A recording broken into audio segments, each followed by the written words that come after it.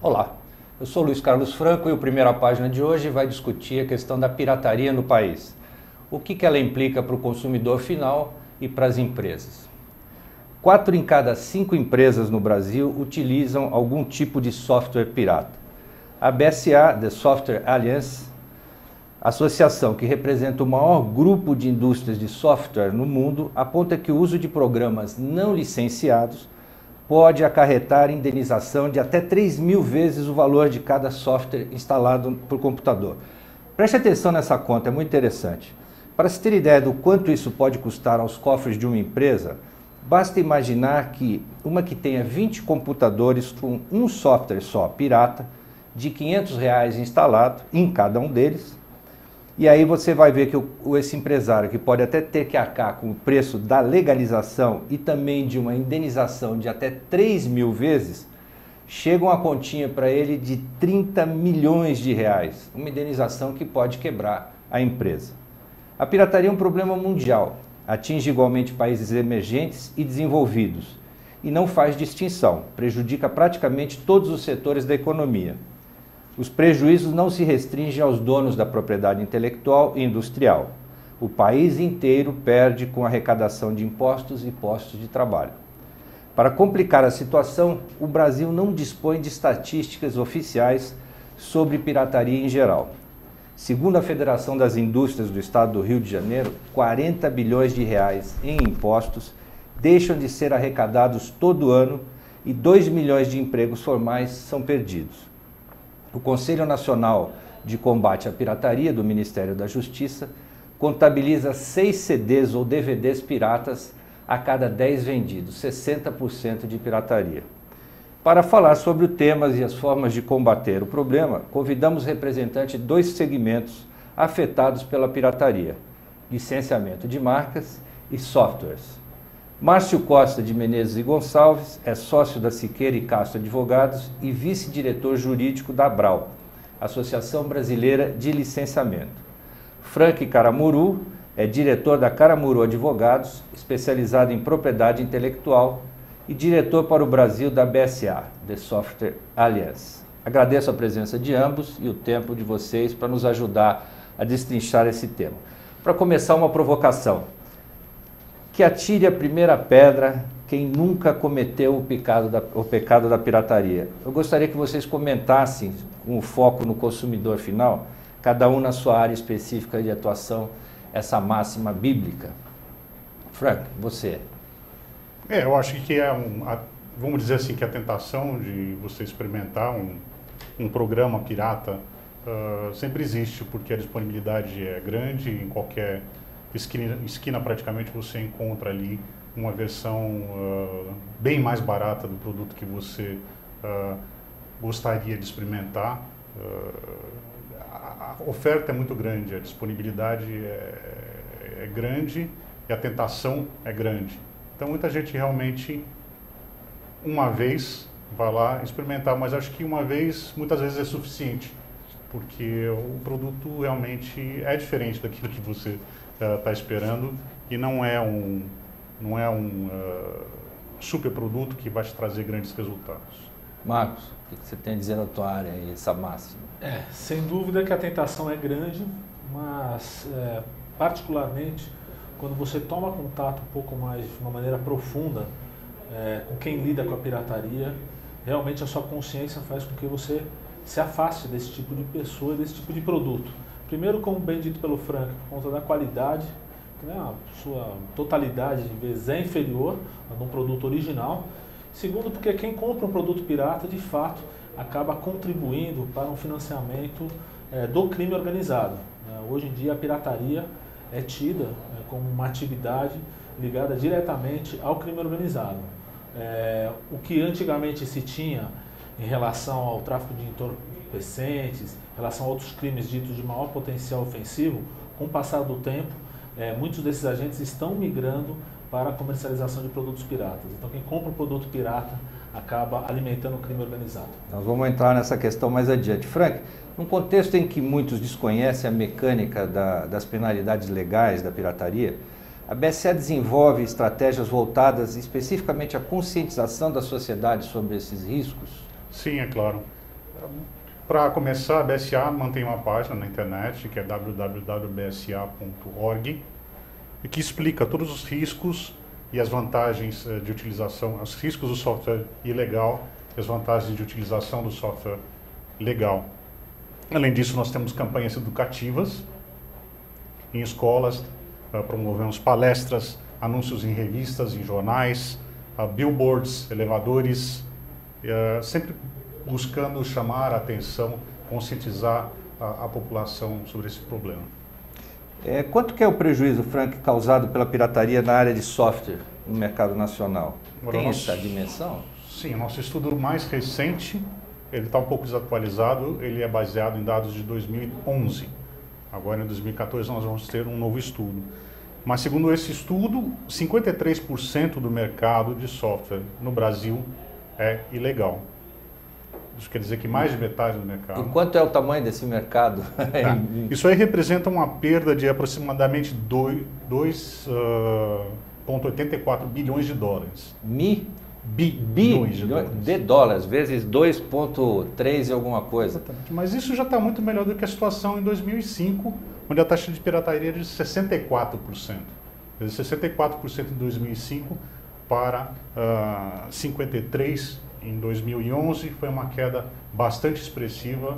A gente comemora muito esses resultados, mas é lógico que o mercado de software também cresceu muito, então as perdas também crescem muito. Marcos, e no setor de licenciamento, esses números são mensuráveis? Ainda não, né? A Associação Brasileira de Licenciamento, ela tem uma vida não tão longa, né? A atual gestão, a atual presidência tem se preocupado em lidar, né, um pouco mais com o tema da pirataria. A conta rápida que nós fazemos é o seguinte, que a cada produto pirata que é vendido, um licenciado, um original deixa de ser vendido. Tá? Mas, de fato, através de ações do próprio governo, é preciso se aprofundar um pouco mais na radiografia do mercado pirata no país. Quais são as medidas que a Abral, eu sei que é uma diretoria nova, uma diretoria atuante, que em um ano já fez até muito e vai conseguir muitos mais associados. Quais são essas medidas levadas a cabo pela Abral para conter a pirataria? A Abral preocupou-se muito nessa atual gestão em atuar diretamente na valorização e proteção da propriedade intelectual, ou seja, contra a pirataria. Tem desenvolvido junto com o governo federal uma campanha de conscientização dos consumidores. Pirataria não é legal, né? Esse é o mote da campanha. A Abral tem desenvolvido uma série de seminários, encontros com autoridades públicas, justamente no sentido de pulverizar o tema da propriedade intelectual e da necessidade de proteção desses ativos das empresas também. Além de outros assuntos voltados à parte tributária, no setor de licenciamento, que é bastante sensível, mas um dos focos principais da associação nessa gestão é a valorização e o respeito da propriedade intelectual. O Marcos trouxe alguns exemplos de pirataria na área dele, que essa semana eles andaram mexendo, e eu vou querer mostrar aqui para vocês, para ele comentar. De repente nós temos aqui duas escovas de dente da mesma marca, uma é absolutamente legal e a outra é ilegal. Um doce para quem acertar da minha mão direita ou da minha mão esquerda qual que é original. Marcos, você pode comentar para a gente? Sim, existe hoje a pirataria de uma série de produtos. Nós temos diariamente nos dedicado a um combate à pirataria nesse segmento de higiene pessoal, principalmente escovas de dente, né?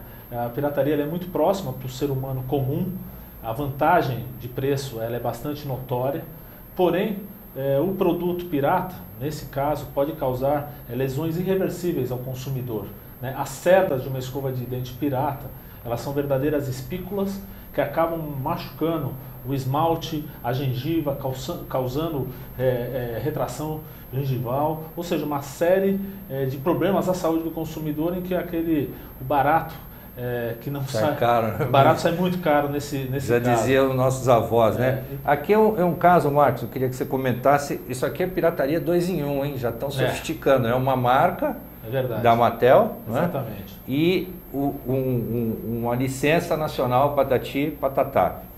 Exatamente. Esse é um caso que nós fizemos algumas apreensões há 2 semanas atrás.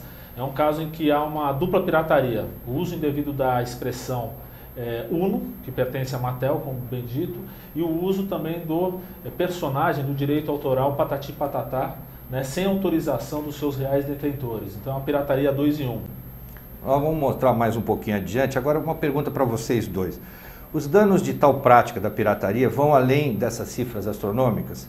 Quais seriam, por exemplo, redução da oferta de trabalho? Quais outros aspectos a gente poderia salientar, além da questão econômica? Nós conseguindo diminuir a taxa de pirataria, nós automaticamente aumentamos o número de postos de trabalho especializados, aumentamos o dinheiro em circulação no mercado formal e aumentamos a arrecadação de impostos. Tá? Então tudo isso está envolvido, quando você passa a utilizar o produto pirata, você está diminuindo todos esses fatores. A gente tem um estudo recente da BSA, de 2013, que diz que se nós conseguíssemos aumentar o mercado de software original em 1%, isso representaria uma receita, um aumento de dinheiro em circulação de 1,4 bilhão de dólares. Para não gastar em estádio, né? Vamos gastar em obras que fiquem. Né? E comparativamente, se esse software fosse pirata, o valor colocado, né, que geraria esse software pirata seria metade disso, 700 milhões de dólares. Esses números da Brown ainda não tem, né? Em relação a número, efetivamente não, estamos construindo, inclusive com a participação dos associados. Mas além desses prejuízos econômicos, que são evidentes, eles realmente são palpáveis, eu deixo como alerta efetivamente o prejuízo à segurança dos consumidores, né, ao consumir produto pirata. Né? Quando nós falamos de falsificação de brinquedos, falamos de falsificação de peças de automóvel, falsificação de peças de avião, de catéter, de bisturi, de uma série de itens que, além de causar prejuízos econômicos, causam prejuízos irreversíveis à saúde e à segurança dos consumidores. Né? Aqui nós temos um exemplo de um brinquedo que não tem nem o selo do Inmetro e a tinta, de repente, pode conter chumbo. Mas quando a gente fala isso aqui para machucar uma criança, mas um catéter, você pode matar um paciente. Né? Frank, o conceito de pirataria de software ainda não é muito claro para as pessoas. Né? A prática desse crime vai além do comércio ilegal em camelôs. Quando uma pessoa excede o número de licenças ou baixa programas piratas da internet, também está cometendo um crime? A questão toda do direito autoral ainda é um pouco difícil de se compreender.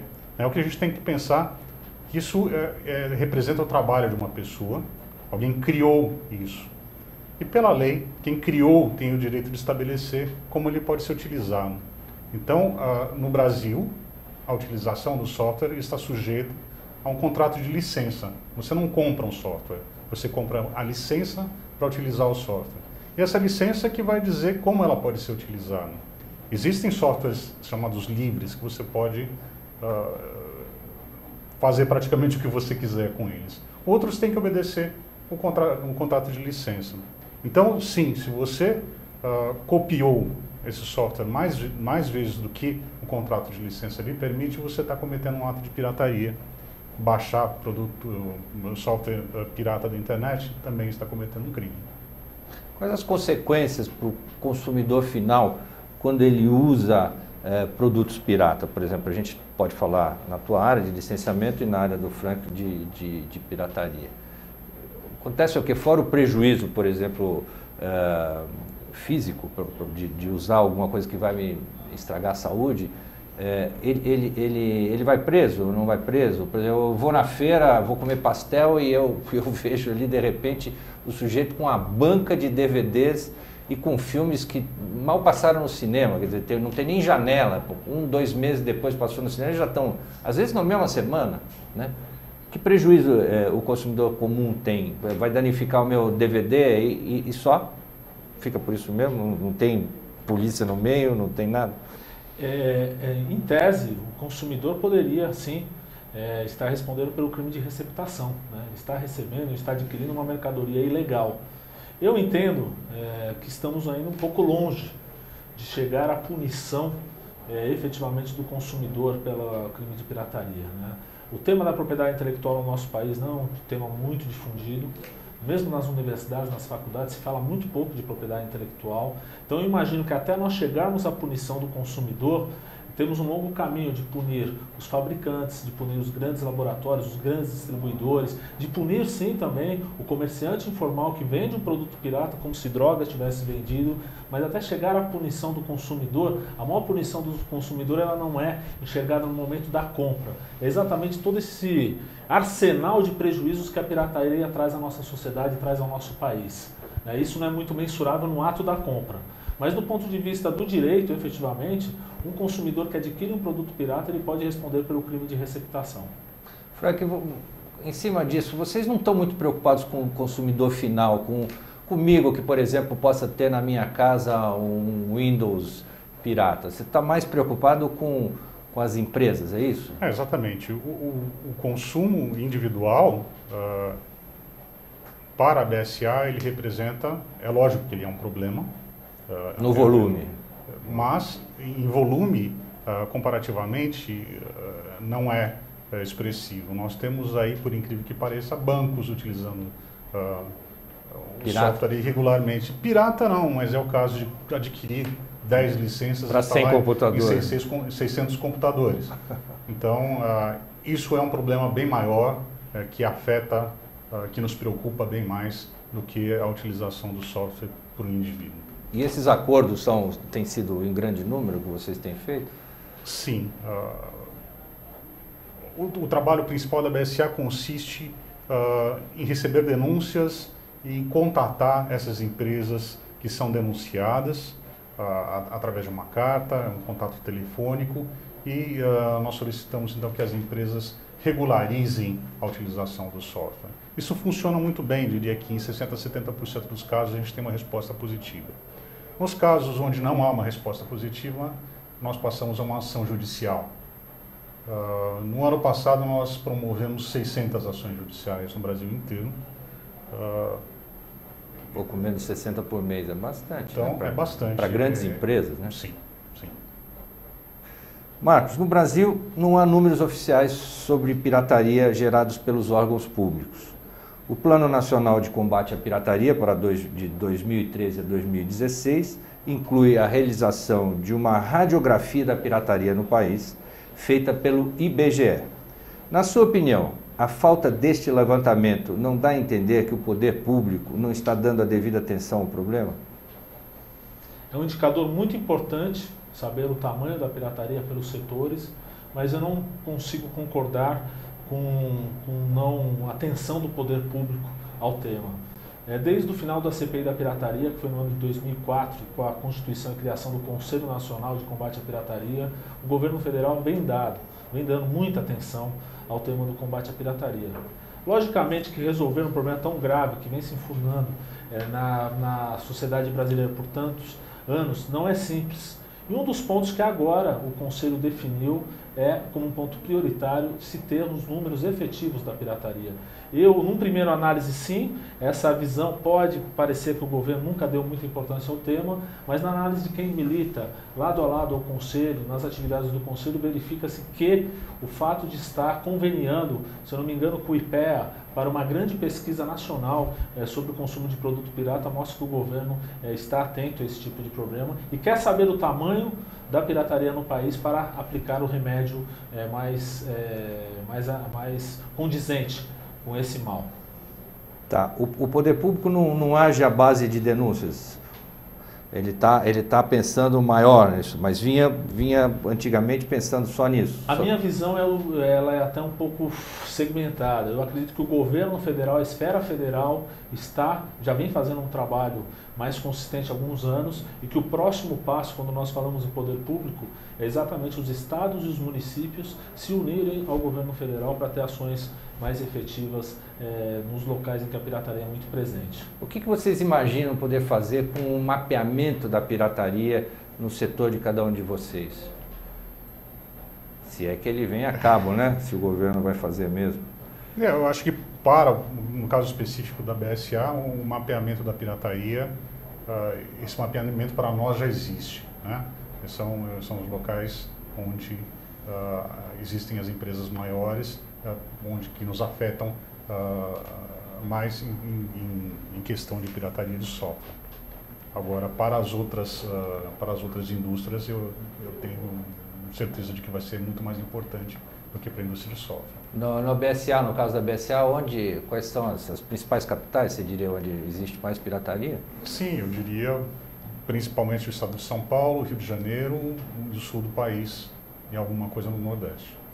Marcos, ainda que não tenha pesquisa, vocês têm um termômetro de quais ações vocês têm feito mais aqui ou acolá. Onde tem mais pirataria? São Paulo? Nós temos procurado agir muito em relação aos pontos de fronteira. Muito da pirataria que chega no setor do licenciamento, ela não é fabricada no país. Ela vem principalmente do sudoeste asiático, não só a China. Então, o que temos nos concentrado, inclusive com diversos diálogos com as autoridades públicas, é uma atuação mais centrada em portos, em aeroportos e fronteiras secas. Então, estamos em uma série de setores, uma série de empresas, indo até esses pontos de entrada desses produtos, trazendo diálogos com os agentes públicos no sentido de se identificar a chegada de produtos irregulares e que eles sejam apreendidos na sua entrada, ou seja, cortar o mal pela raiz. Você tem uma dimensão de volume apreendido? Porque eu tenho uma informação que a Brinque, que também cuida muito, que é a Associação dos Fabricantes de Brinquedos, através da fronteira de Foz do Iguaçu, teve num único mês uma apreensão de 15 toneladas de brinquedos que não dá para doar para entidade assistencial nenhuma, porque são brinquedos que vão criar problemas para as crianças. Esses brinquedos são destruídos. Você tem uma ideia do que passa pela fronteira, do que é apreendido pela fronteira? Vocês têm esse controle? As fronteiras brasileiras, até pela extensão do nosso país, é um trabalho bastante árduo, né? De você tentar, você fecha uma porta que nem você está enxugando o chão com a torneira aberta, né? Mas a Brinque tem desenvolvido um belo trabalho. O que a gente tem são resultados anuais divulgados pelos órgãos de fiscalização, que tem ano após ano quebrando recordes na apreensão de produtos irregulares, né?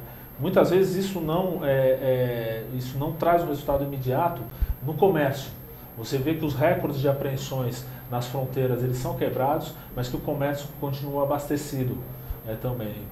Qualquer número que se for falar em relação a percentual pode ser mera especulação. Para ambos, começar com o Frank, quais os resultados práticos que o Conselho Nacional de Combate à Pirataria do Ministério da Justiça trouxe? Bom, eu acho que, primeiro, eu gostaria de dizer que a pessoa mais indicada para falar sobre o Conselho Nacional de Combate à Pirataria é o Márcio, que estava lá desde que as luzes foram acesas. Então não pode falar mal, né? Não, ele conhece bastante do assunto.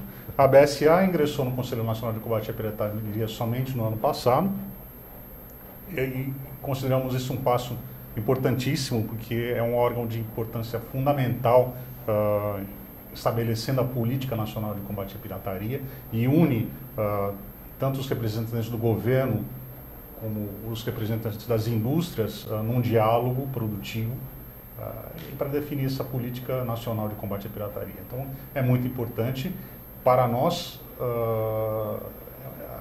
como eu disse, a importância é fundamental. O que tem significado, eu prefiro passar essa bola para o Márcio. Significa que a iniciativa privada está sendo ouvida. Eu acho que esse é o principal ponto de destaque da criação do Conselho. O nosso país é tão criativo que, como pioneiro, ao criar-se o Conselho, uniu-se mesmo o setor público, representado por diversos ministérios e órgãos de polícia, e os setores privados mais afetados pela pirataria. O início dos trabalhos do Conselho teve um grau de dificuldade muito grande, porque era um pouco polarizada a discussão. De um lado, o setor de governo falando que o setor privado queria ter margens altas de lucro, e do outro lado, o setor privado trazendo a questão da tributação como algo bastante impactante na formação do preço final. Quando se percebeu que a pirataria não era um problema só do setor público ou setor privado, e sim um problema do país, aí os trabalhos começaram, de fato, a fluir de uma maneira bastante interessante, né? Em que, como bem o Frank disse, a sociedade civil organizada tem assento no Conselho e tem poder de voto e de veto com a mesma força do que um representante do lado público, do governo mesmo. Então, acho que o grande impulso que o Conselho pôde trazer ao combate à pirataria é colocar numa mesma mesa setor público, setor privado, para encontrar formas conjuntas de enfrentamento a esse crime. Para vocês dois, não parece que a questão da pirataria se restringe muito mais ao preço? Bom, eu vou levar vantagem a chamada lei de Gerson, né? Eu vou deixar de pagar R$500 um software, estou chutando o valor, e vou pagar 50 e vou ter o mesmo resultado, teoricamente, na minha máquina. É uma pergunta muito comum, Luiz, e eu vou te jogar outra pergunta. Você compra um carro bom por R$1.000? Não. Você vai comprar um carro que te transporta, mas não vai certamente ter todos os itens de segurança, um computador de bordo e vários itens que um carro que custaria muito mais do que isso traria a você. Então, a comparação é a mesma, certo? Se você quer um produto que vai trazer toda a segurança, todas as vantagens, vai funcionar muito rápido e vai ser o top de linha, ele vai custar mais do que um produto que vai te trazer algum resultado, mas vai te dar um trabalho de um dia para produzir um texto. Fora que não tem garantia nenhuma, nem é quem correr, né? É recorrer. Exatamente. Né? E você, Márcio? Essa questão a partir do momento que você vê que se falsifica caneta, que custa R$1, né, e se falsifica para vender por 70 centavos, a questão do preço, também, na verdade, ela pode ser um incentivo. A diferença de preço, não é nem um preço, eu acho. Acho que a diferença de preço, muitas vezes, entre o produto original e o produto falsificado, leva o consumidor a ficar atraído pela compra do falsificado.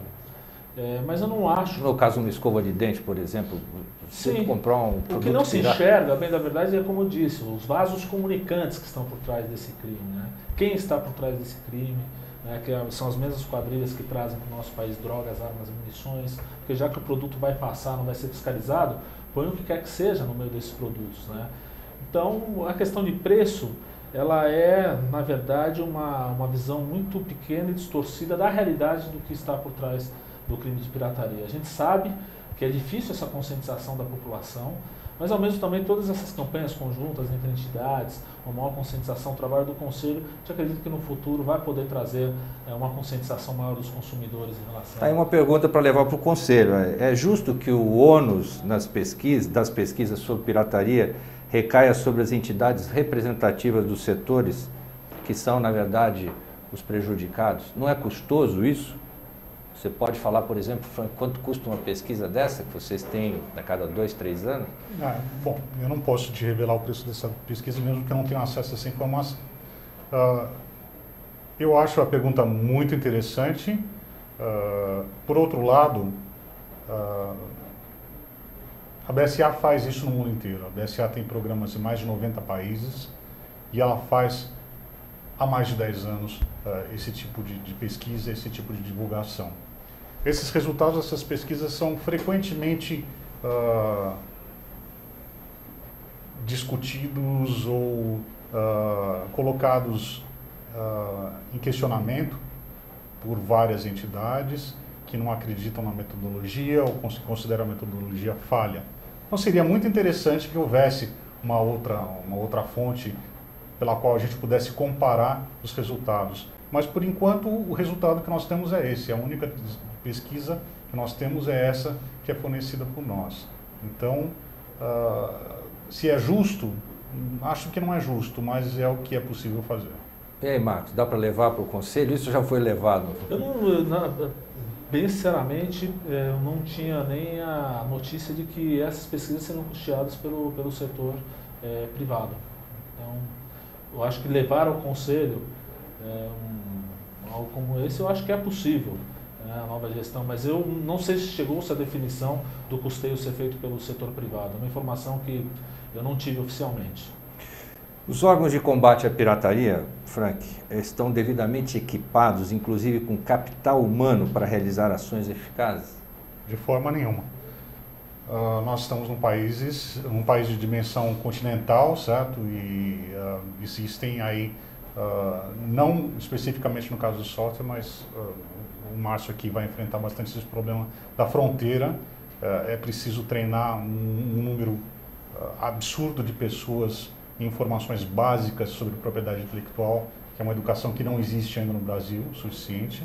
É preciso treinar peritos, é preciso treinar juízes, é preciso treinar todas as pessoas com uma matéria que ainda é muito pouco divulgada. Então, não existe o número de pessoas suficiente e não existe o treinamento suficiente ainda. Estamos caminhando para isso. O Conselho Nacional de Combate à Pirataria está bastante preocupado com essa educação, mas é um trabalho muito grande ainda. João Márcio, não tem isso na faculdade? Não se discute... Acredita que não? Pois é, está na hora de se criar essa cadeira aí, já tem Melhorou. 2 professores para... Melhorou muito. Eu lamento muito, porque hoje em dia praticamente os juízes, os delegados, os promotores, nós operadores do direito, aqui no Brasil, a minha geração, eu posso dizer tranquilamente, somos todos autodidatas. Né? Tivemos que enfrentar isso na prática, com a leitura de livros, trabalhando em escritórios especializados. Melhorou sim, hoje você tem nível de pós-graduação alguns bons cursos voltados à propriedade intelectual, mas é uma disciplina que infelizmente ela não é tão pulverizada nas universidades, nas faculdades. E aí eu não digo somente na área do direito. Né? Um arquiteto lida com propriedade intelectual no dia a dia, um médico, na verdade, uma série de profissões que você for analisar, um músico, uma série de profissões que acabam lidando, jornalista, no dia a dia, com questões envolvendo propriedade intelectual. Essa seria uma semente muito boa de se plantar, de o tema ser mais difundido, o tema ser mais valorizado também nas universidades e nas faculdades. Boa, uma sugestão aqui, pelo menos para os jornalistas, vocês, entidade, ministrarem cursos de 2, 3 horas, se é que é possível, de vez em quando, a cada mês, a cada ano, para ajudar a formar quem cobre esse setor. Né? Ainda que a gente não tenha jornalista super focado nessa área também. Né? Queria salientar que a BSA promoveu um curso de treinamento de peritos em Salvador, por exemplo, há poucos meses. E formamos 15 peritos judiciais. Só um deles está trabalhando. Por quê? E o resto? Não tem oportunidade? Não houve oportunidade para eles ainda se enfronharem nas ações judiciais. O Franca, a BSA vem dando foco regional, você falou em Bahia aí, concentrando ações legais em capitais estratégicas. Qual a razão da estratégia? É movida a denúncias? Aqui está se usando muito. A razão da estratégia é mostrar que nós estamos trabalhando. Como eu disse, o principal trabalho da BSA é o envio das notificações e o contato por telefone. Se nós parássemos aí, aqueles 30% onde eu te disse que não há resultado das notificações, morreriam na praia, certo? Ah, mas a BSA não vai fazer nada. Já mandou a notificação, eu não vou ignorar, eu vou deixar por isso mesmo. Então é importante que a gente faça uma certa propaganda de que as ações acontecem. Se eu promovo uma ação isolada, uma hoje, uma daqui a um mês, isso fica também um pouco vazio. Então a estratégia que a BSA adotou a partir deste ano é vamos concentrar um certo número de ações em determinada cidade e fazer ao mesmo tempo uma campanha no billboard, colocar dentro dos elevadores, a BSA está atuando na sua cidade.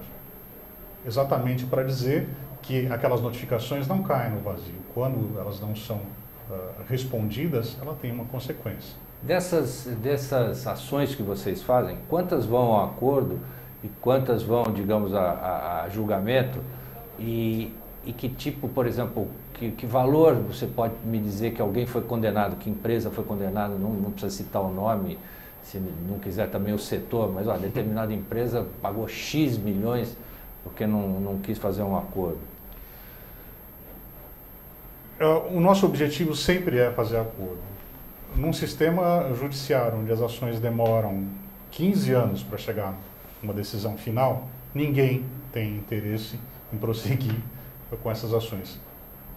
É muito chato dizer isso, é muito chato chegar a essa conclusão, mas a verdade é essa. O propósito é que se entre num acordo tão rápido quanto possível para dar continuidade à campanha. Quando se chega a uma decisão, os tribunais têm decidido aí a uma multa de aproximadamente 10 vezes o valor do software encontrado irregular. Barbaridade. Já é bastante Por exemplo, coisa. com 600 computadores, como é que fica? Né? Vamos falar em justiça.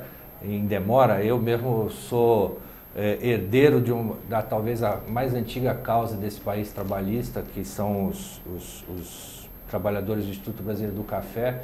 Meu avô começou isso há 57 anos e os precatórios ainda nada, apesar de ter sentença transitada em julgado. Marcos, o atual sistema de registro de marcas no Brasil é eficiente para identificar e punir os casos de pirataria?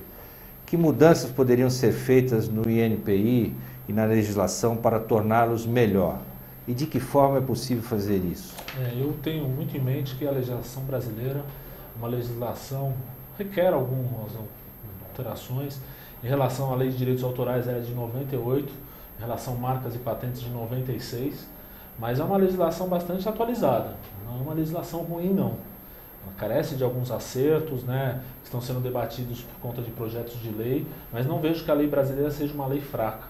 Acho que é uma lei bastante severa. O que falta muitas vezes é a aplicação da lei, como na maioria dos crimes do nosso país, né? Falta um pouco, sim, da compreensão dos integrantes do judiciário de que o crime de pirataria não é um crime de menor potencial ofensivo, né? É um crime que, na verdade, causa inúmeros prejuízos ao nosso país e que tem que ser punido com bastante rigor.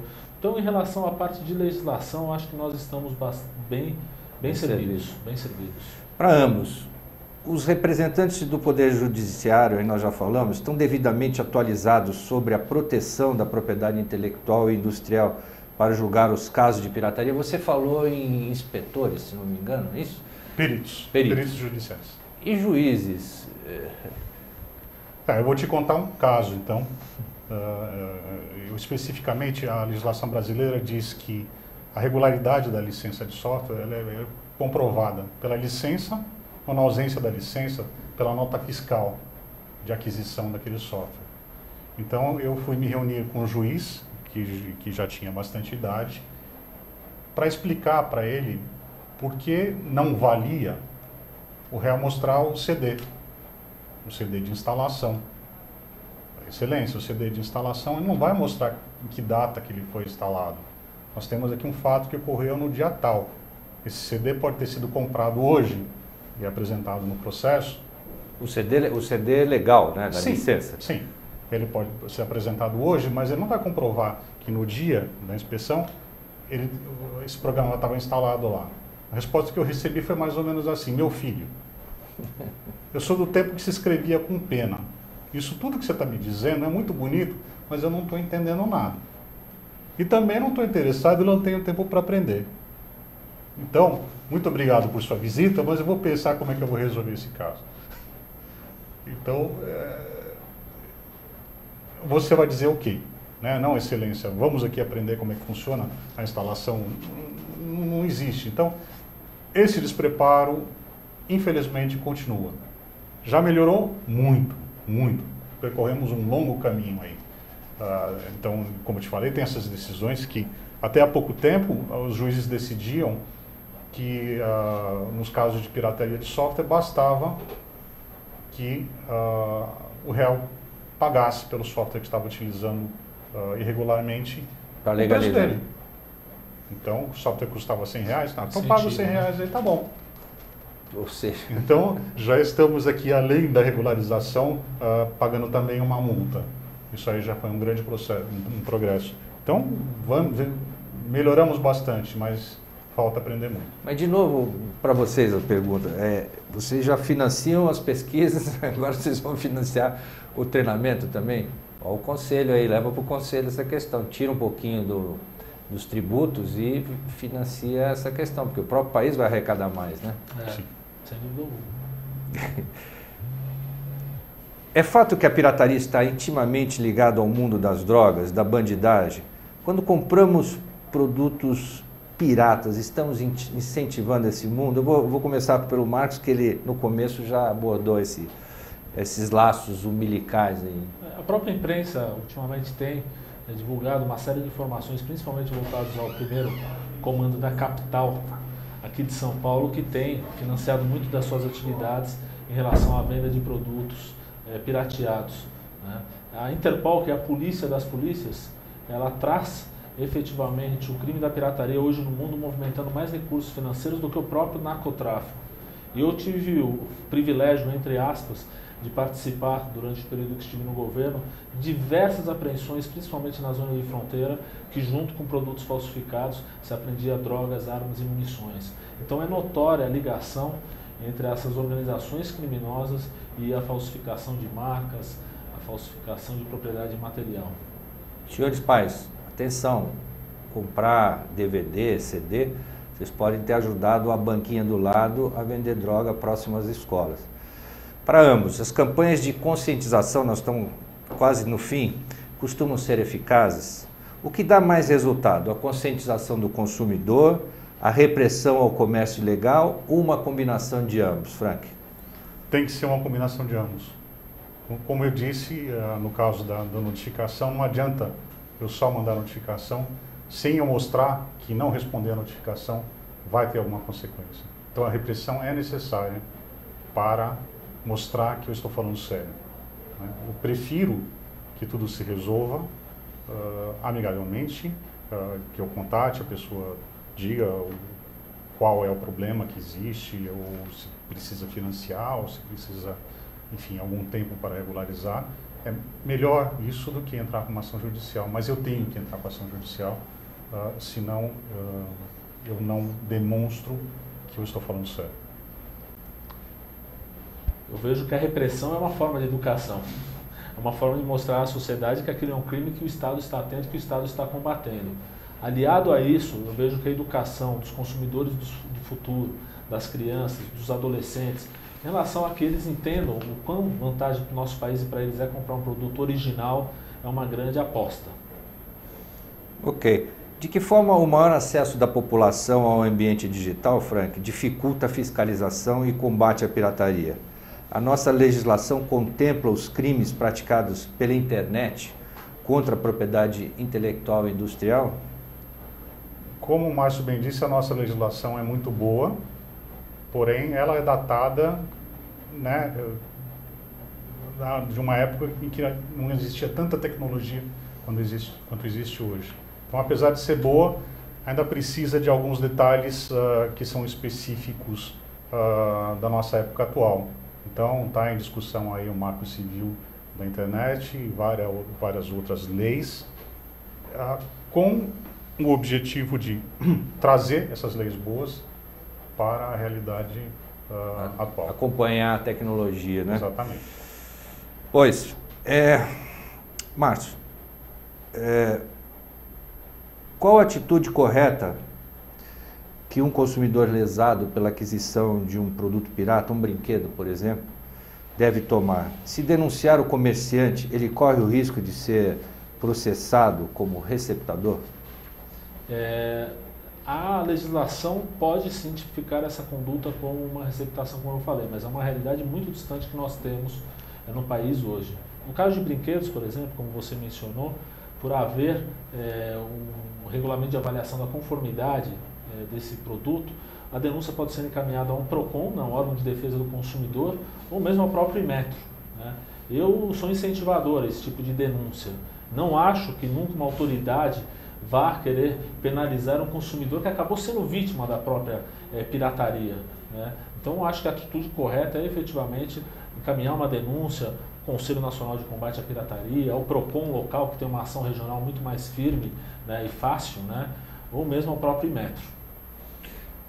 Frank, para encerrar, pergunto aos dois, que posição o Brasil se encontra em termos de pirataria? Ele melhorou no caso da BSA, né, segundo a última pesquisa.